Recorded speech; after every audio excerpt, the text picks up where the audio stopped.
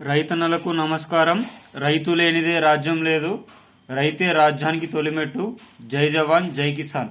ఈరోజు మనం వీడియోలోకి వెళ్తే రైతు బంధుకు సంబంధించి మనం డిస్కస్ చేసుకుందామండి. గవర్నమెంట్ ఈ రోజే 150 కోట్లు రిలీజ్ చేసిందండి రైతు బంధు కోసం. ఇది జెన్యూన్ ఇన్ఫర్మేషన్. కావాలంటే న్యూస్లలో కూడా వచ్చింది, కావాలంటే చూడండి. ఈరోజు వీడియోలోకి వెళ్లే ముందు ప్రతి ఒక్క రైతన్న వీడియో లైక్ చేయండి. లైక్ చేయడం వల్లనే తెలంగాణలో ఉన్న రైతన్నకు వీడియో వెళ్ళడం అనేది జరుగుతుంది. లైక్ చేయండి, అదేవిధంగా కామెంట్ చేయండి, అదేవిధంగా సబ్స్క్రైబ్ చేయండి.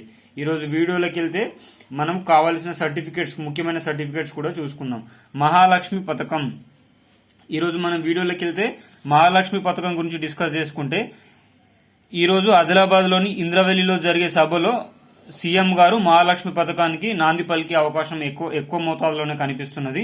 మహాలక్ష్మి పథకానికి కావాల్సిన మనం ఎలిజిబిలిటీ ఏంటంటే, మనం ప్రతి ఒక్క మహిళ bank account plus Aadhaar card plus ration card plus 2 passport size ఫోటోలు, ఈమె పేరు మీదే మొబైల్ నంబర్, ఇవన్నీ ఉండేటట్టు చూసుకోండి. ఎవరికైతే ఎలిజిబిలిటీ వస్తుంది అనుకుంటున్నారో మహాలక్ష్మి పథకం, వీళ్ళకి సంబంధించిన అప్డేట్ కూడా ఈ 2 రోజులని, అంటే ఏ మహిళ సెలెక్ట్ అయింది, అసలు లిస్ట్ ఏంది, ఏ విధంగా సెలెక్ట్ చేస్తారు అనే గైడ్ లైన్స్ కూడా 2 రోజుల్లో వచ్చే అవకాశం అనేది ఉంటుంది.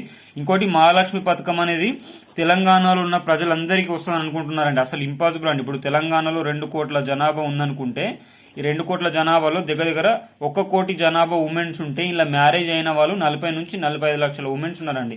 వీళ్ళందరికీ 2,500 రూపాయల చొప్పున ఇస్తే గవర్నమెంట్ ఖజానా కాల్ అయిపోతుంది. ఇప్పటికీ లేదు.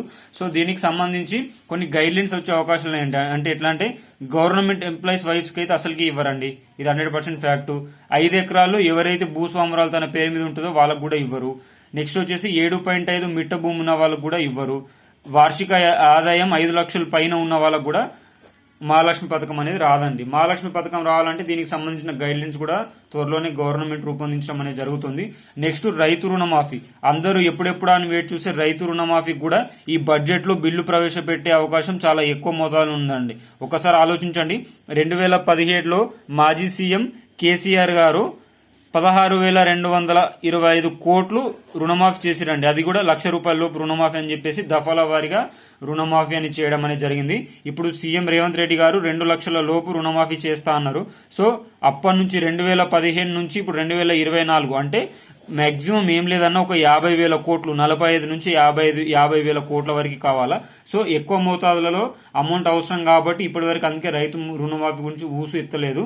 ఫిబ్రవరి 7 జరిగే క్యాబినెట్ మీటింగ్, ఫిబ్రవరి 7 జరిగే బడ్జెట్ మీటింగ్ లో రైతు రుణమాఫీ గురించి డబ్బులు ప్రవేశపెట్టడం అయితే జరుగుతుంది.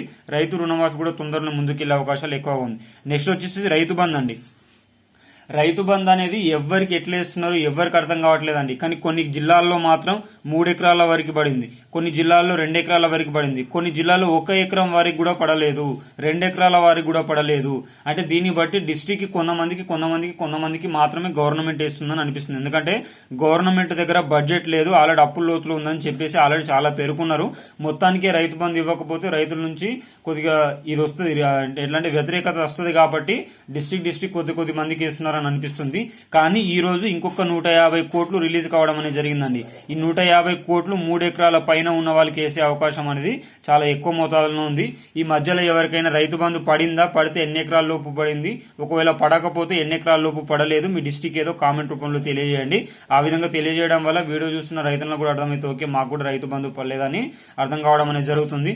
ఈ రైతు సోదరులకు కూడా ఒకటే విన్నవించుకుంటున్నా, ఫిబ్రవరి 7 దీనికి సంబంధించిన బడ్జెట్ కూడా ప్రవేశపెట్టడం జరుగుతుందండి. ఈ బడ్జెట్ ప్రవేశపెట్టిన తర్వాత యథావిధిగా 3 నుంచి 10 ఎకరాల వారికి అందరికీ పడే అవకాశాలు ఎక్కువ మోతాదులో ఉన్నాయండి. నెక్స్ట్ వచ్చేసి గ్యాస్ సిలిండర్. అందరూ ఎప్పుడెప్పుడు అనుకున్న గ్యాస్ సిలిండర్ గురించి కూడా త్వరలోనే నాంది పలికే అవకాశం ఉంది. ఈ రోజు ఆదిలాబాద్ లో ఇంద్రవెల్లిలో జరిగే సభలో, తెలంగాణ పునర్నిర్మాణ సభలో సీఎం గారు గ్యాస్ సిలిండర్, మహాలక్ష్మి, ఉచిత కరెంటు విద్యుత్ కూడా ఈ మూడు పథకాల పైన సిగ్నేచర్ పెట్టే అవకాశాలు ఎక్కువ మోతాదులో ఉన్నాయని ఇన్ఫర్మేషన్ అయితే రావడం జరిగింది.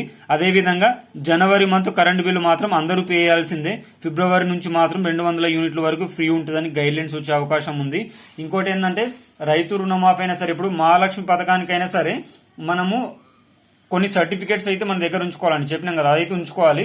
గ్యాస్ సిలిండర్ కి అయితే ఉమెన్ పైన గ్యాస్ సిలిండర్ ఉంది కదా, ఏ కంపెనీ మనం యూజ్ చేస్తున్నాం, మనకి ఏ కంపెనీ కావాలా, సంవత్సరానికి ఎన్ని యూజ్ చేస్తున్నాం అనేది కూడా మనం తెలుపవలసి అనేది వచ్చే అవకాశం అనేది ఎక్కువ మోతాదులో ఉంటుంది. హోప్ సో వీడియో మాత్రం అందరికీ చాలా బాగా నచ్చింది అనుకుంటున్నా. నచ్చితే మాత్రం లైక్ చేయండి, కామెంట్ చేయండి. జై జవాన్, జై కిసాన్, జై హింద్, జై భారత్.